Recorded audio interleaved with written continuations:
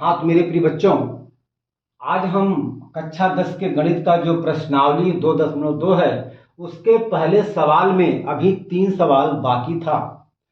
तो उन तीनों सवालों को आज इस वीडियो में हम लोग बहुत ही धमाकेदार, बहुत ही जोश के साथ हल करेंगे, सॉल्व करेंगे।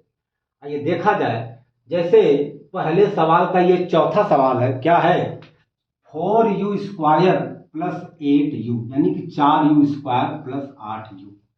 हमें इस द्विघात बहुपद को हल करके इसके शून्यांक को प्राप्त करना है तथा उस शून्यांक को इसके गुणांकों के बीच क्या संबंध है, क्या रिलेशन है, क्या संबंध है, उसे हमें यहाँ पे बताना है, दिखाना है। ठीक है, चलिए।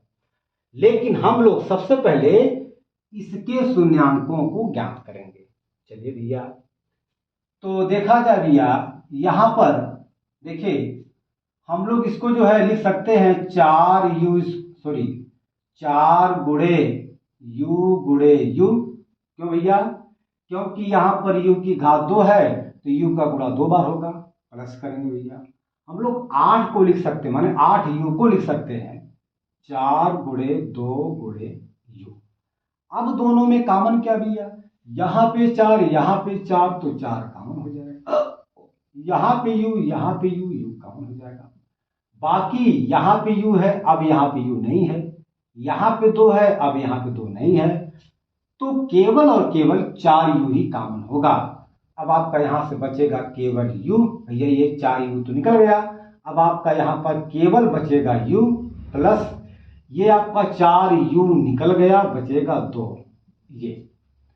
अब देखिए, अब इसके शून्यांकों को निकालने के लिए, मतलब इस द्विघात बहुपद के शून्यांक को पता करने के लिए, ज्ञात करने के लिए, मालूम करने के लिए हमें इनको शून्य के बराबर करना पड़ेगा, 0 के बराबर करना पड़ेगा। तो चलिए भैया देखा जाए। तो लिखेंगे 4u कोष्टक में u प्लस 2 बराबर 0। अब देखिए, ये दोनों एक साथ शून्य के बराबर नहीं हो सकते, ये बारी बारी शून्य के बराबर हो सकते हैं। या तो 4u शून्य के बराबर होगा, या तो u प्लस 2 शून्य के बराबर होगा। तो अब हम यहां पर बारी बारी से इन दोनों को शून्य के बराबर करके u का मान यहां से निकालेंगे। चलिए भैया देखा जाए। जब 4u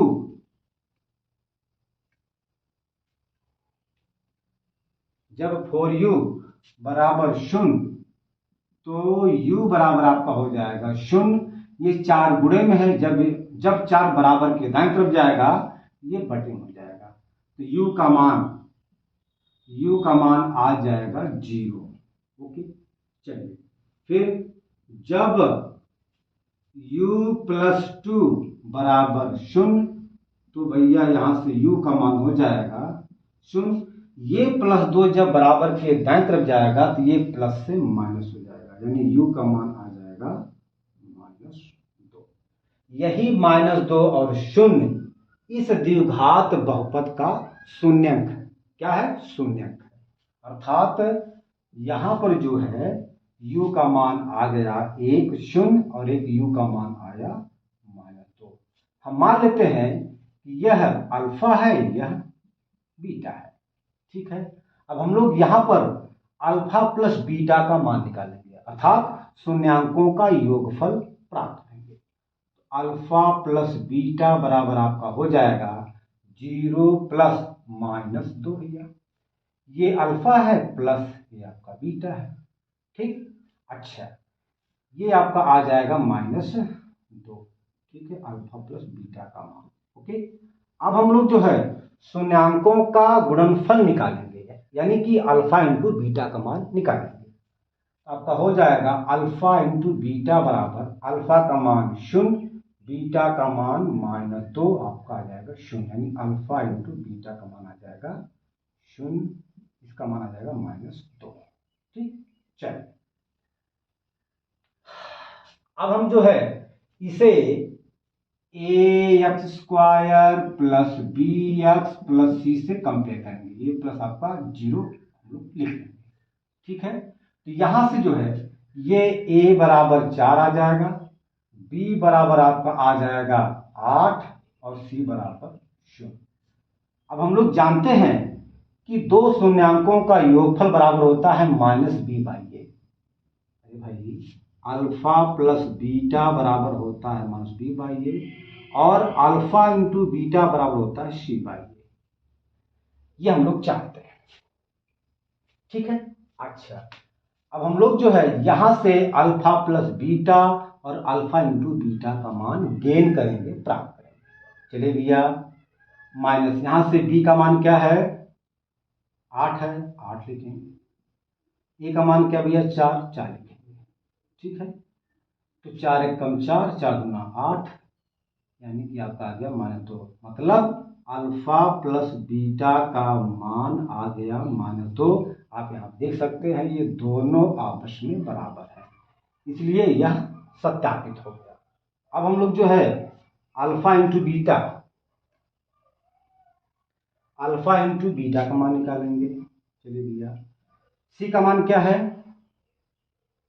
0, ए का क्या मान है, 4, भाग देंगे 0 में 4 से तो 0 आ जाएगा, यानी अल्फा इंटू बीटा का मान आ गया 0। आप यहाँ देख सकते हैं ये दोनों आपस में बराबर है, ये आपका सत्यापित हो जाता है। आप इसको बढ़िया से नोट करिए, फिर हम अगला सवाल सॉल्व करते हैं। चलिए इसको आप लगाइए, हो गया भैया, मिटा दें। ओके, चलिए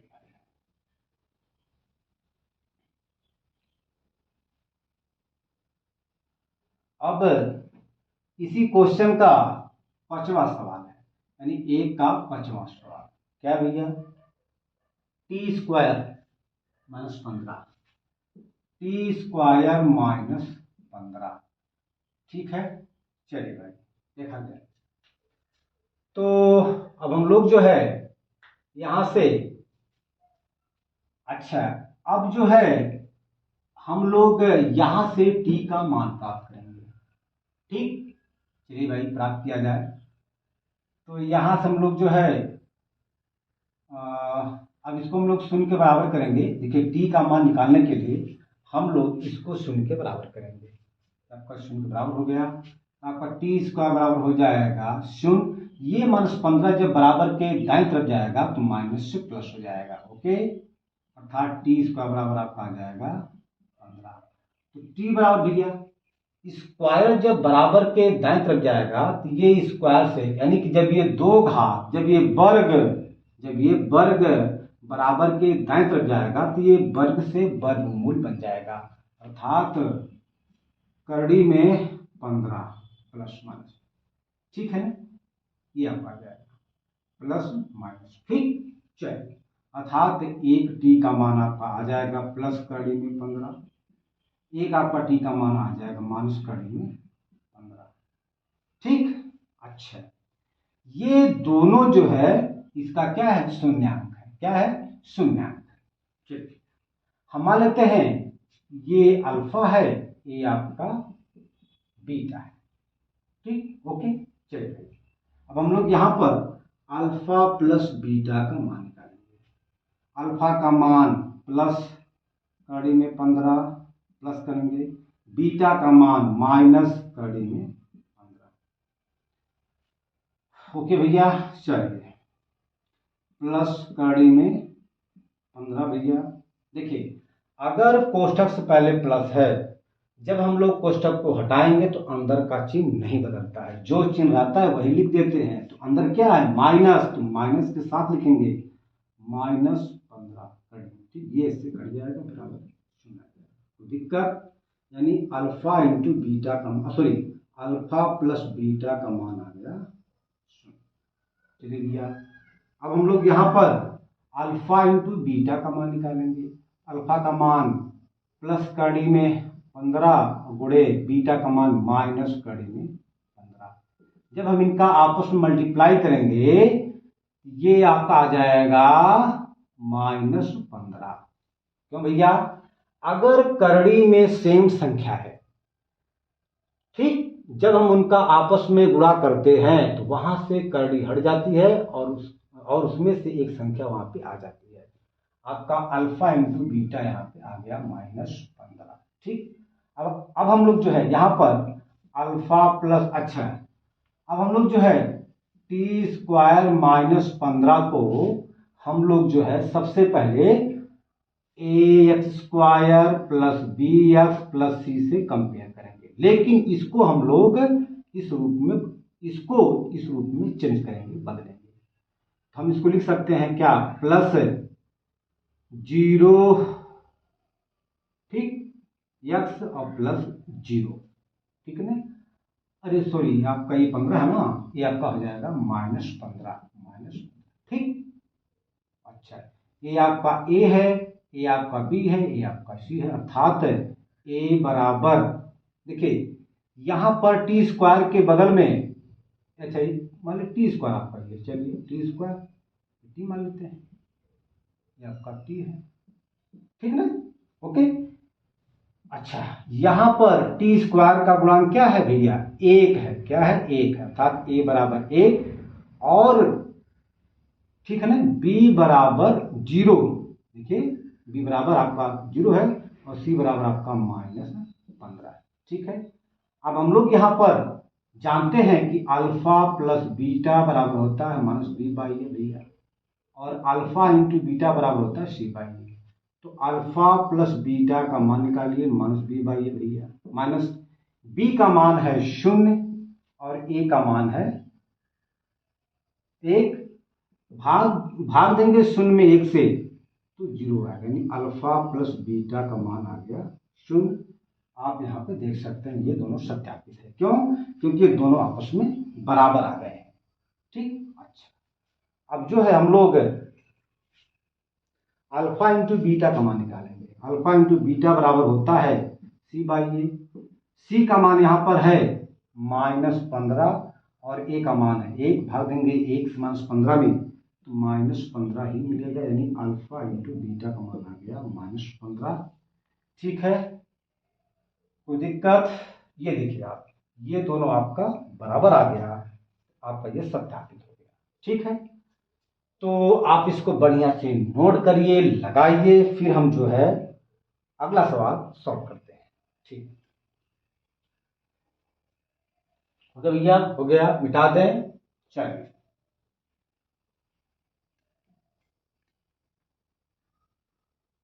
चलिए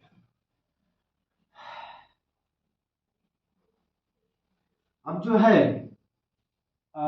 इस प्रश्नावली के पहले सवाल का अंतिम सवाल है, यानी कि पहले सवाल का 6वां सवाल है, क्या है भैया, 3x स्क्वायर -x -4, यह द्विघात बहुपद, इसका हमें शून्यांक प्राप्त करना है और इसके शून्यांक का इसके गुणांकों के बीच क्या संबंध है इसे हमें बताना है।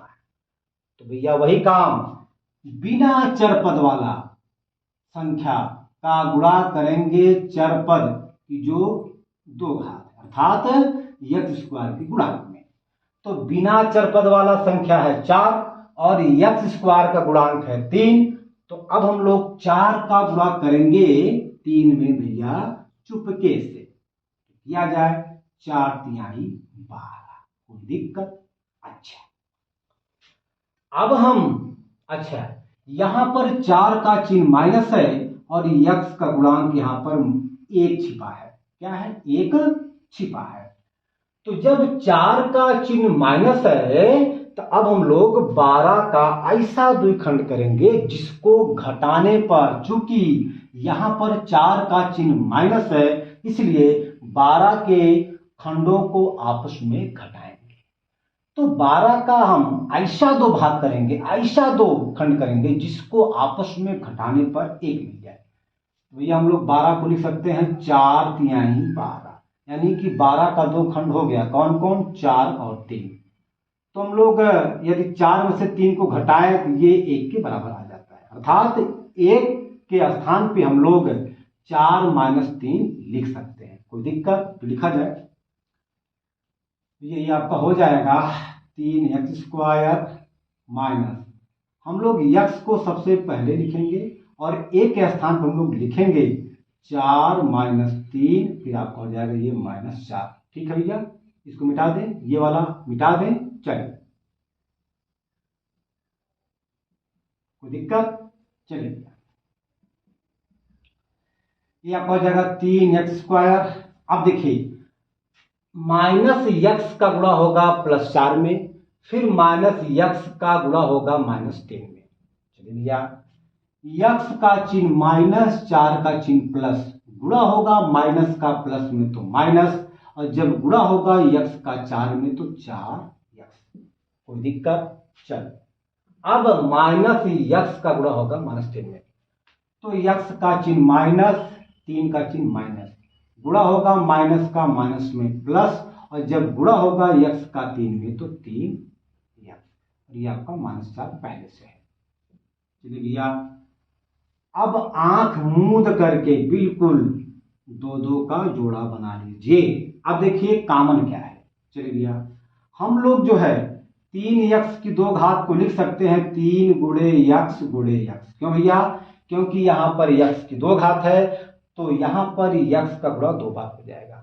ठीक, माइनस हम लोग 4x को लिख सकते हैं 4 गुणे x, प्लस भैया 3x को हम लोग लिख सकते हैं 3 गुणे x और -4 आपका।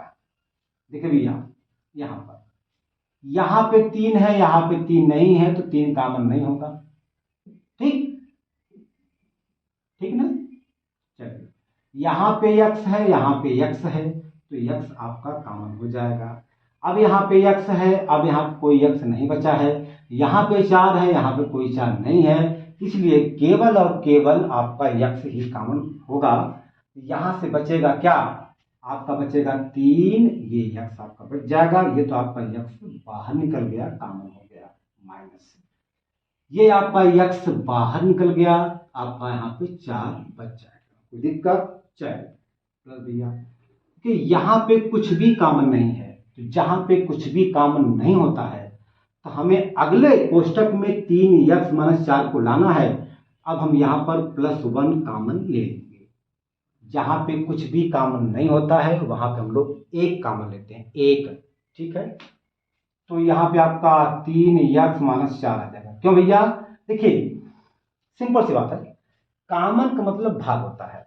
यदि हम 1 से भाग दें 3x में तो 3x ही हमें मिलेगा, यदि हम भाग दें 1 से 4 में तो हमें 4 ही प्राप्त होगा। ठीक, इसलिए आपका ये सेम आ जाएगा। चलिए भैया, अब देखिए दोनों में ये 3x - 4 है, यानी कि यहां भी है, यहां भी है, मतलब 3x - 4 आपका कॉमन हो जाएगा। तो आपका 3x - 4 आपका हो जाएगा कॉमन, मतलब ये जब निकल जाएगा तो यहां से बचेगा x, यहां से बचेगा +1। अच्छा, हमने आपसे बताया कि शून्यांक निकालने के लिए, प्राप्त करने के लिए इनको हमें शून्य के बराबर करना पड़ता है। तो किया जाए, चलिए भैया, तो किया जाए यहां पर। चलिए, 1 मिनट, 3x - 4 फिर गुणे x+1, अगले क्वेश्चन बराबर 0। देखिए, दोनों एक साथ शून्य नहीं हो सकते, बारी बारी से शून्य हो सकते हैं। या तो यह शून्य हो सकता है, या तो यह शून्य हो सकता है। अब हम बारी बारी से दोनों को शून्य के बराबर लिखेंगे और फिर x का मान निकालेंगे। चलिए देखा जाए, लिखेंगे जब 3x - 4 बराबर 0, तो आपका हो जाएगा 3x बराबर 0। ये -4 जब बराबर के दाएं तरफ जाएगा तो ये माइनस से प्लस हो जाएगा, यानी +4। आपका 3x बराबर आ जाएगा +4। x बराबर, देखिए यहां पर 3 क्या है? 3 गुणे में है। जब ये 3 बराबर के दाएं तरफ जाएगा तो यह गुणे से बटे में हो जाएगा, मतलब 4/1। ओके, चलिए, अब इसको हम शून्य के बराबर लिखेंगे। लिखेंगे जब x+1 बराबर 0, तो x बराबर हो जाएगा भैया 0। ये +1 है, जब ये +1 बराबर के दाएं तरफ जाएगा तो ये प्लस से माइनस हो जाएगा, अर्थात x का मान आ जाएगा माइनस से, अर्थात यहाँ पे x का मान आ गया 4/3 और फिर x का मान आया है माइनस से। अब हम मान लेते हैं ये अल्फा है, ये आपका बीटा है। कोई दिक्कत? चलिए आप इसको बढ़िया से नोट कीजिए। भैया नोट हो गया, चलें, ओके। चलिए अब हम अल्फा प्लस बीटा निकालें, मतलब दोनों शून्यांकों का योगफल यहां से प्राप्त करेंगे। तो अल्फा का मान 4/3, बीटा का मान -1 भैया। चलिए भैया ये आपका हो जाएगा 4/3। देखिए अगर कोष्ठक से, पहली बात तो यह है कि अगर कोई संख्या माइनस के साथ है तो उस संख्या को हमेशा कोष्ठक के साथ, मतलब कोष्ठक में लिखा जाता है। अगर कोई संख्या माइनस के साथ है, ऋण चिन्ह के साथ है, तो उस संख्या को हमेशा छोटे कोष्ठक के, मतलब छोटे कोष्ठक में लिखा जाता है। हमने यहाँ लिख दिया। अब देखिए इस कोष्ठक से पहले प्लस है, तो अगर कोष्ठक से पहले प्लस है तो जब भी हम कोष्ठक को हटाते हैं तो अंदर का चिन्ह नहीं बदलता है। जो चिन्ह होता है वही, ब्रैकेट के अंदर जो चिन्ह होता है वही चिन्ह लिख देते हैं भैया। अंदर क्या है माइनस, तो आपका माइनस ही रहेगा। अब हम लोग यहाँ पर बटे अपने मन से 1 मान सकते हैं। अब देखिए 3 और 1 का लघुत्तम हो जाएगा 3, भाग देंगे 3 से, 3 में उत्तर आएगा 1। 1 से हम लोग जब 4 में मल्टीप्लाई करेंगे तो 4 एकम 4 माइनस, भाग देंगे 1 से 3 में उत्तर आएगा 3। 3 से 1 में जब मल्टीप्लाई करेंगे तो 3 एकम 3, भाग देंगे 4 में से, सॉरी 4 में से जब 3 हम लोग निकालेंगे तो 1 आ जाएगा, फिर बटे 3, यानी कि अल्फा प्लस बीटा का मान आ गया 1/3। कोई दिक्कत? चलिए अब हम लोग जो है अल्फा इंटू बीटा का मान निकालेंगे। अल्फा का मान 4/3, बीटा का मान -1 भैया। -1 से जब हम लोग मल्टीप्लाई करेंगे +4 में तो आपका हो जाएगा -4/3, यानी अल्फा इंटू बीटा का मान लिखिएगा। ठीक, अच्छा अब हम लोग जो है इसको ax² मतलब जनरल द्विघात व्यंजक से, द्विघात बहुपद से कंपेयर करेंगे। तो जनरल द्विघात बहुपद होता है ax² + bx + c। ओके बेटा, + c। अब देखिए यहां पर a का मान 3, b का मान -1, c का मान -4। अच्छा हम लोग जानते हैं कि दो शून्यांकों का योगफल अर्थात अल्फा प्लस बीटा बराबर होता है -b भैया। मान निकालिए। -b का मान क्या है -1 भैया, a का मान क्या है 3। अब देखिए अगर कोष्ठक से पहले माइनस है, जब हम लोग कोष्ठक को हटाएंगे तो अंदर का चिन्ह बदल जाता है। अंदर क्या है माइनस, तो क्या हो जाएगा प्लस, यानी +1/3 मतलब 1/3। आपका अल्फा प्लस बीटा का मान आ गया 1/3। देखिए दोनों आपका सेम है तो सत्यापित हो गया। अच्छा अब हम लोग जो है अल्फा इंटू बीटा का मान निकालेंगे, यानी कि दो शून्यांकों का गुणनफल बराबर होता है c/a। c का मान क्या है भैया, c का मान है -4, a का मान है 3, ये आपका हो जाएगा -4/3, यानी अल्फा इंटू बीटा का मान आ गया -4/3। ये भैया देखिए दोनों सेम है, इसलिए यह सत्यापित हो गया।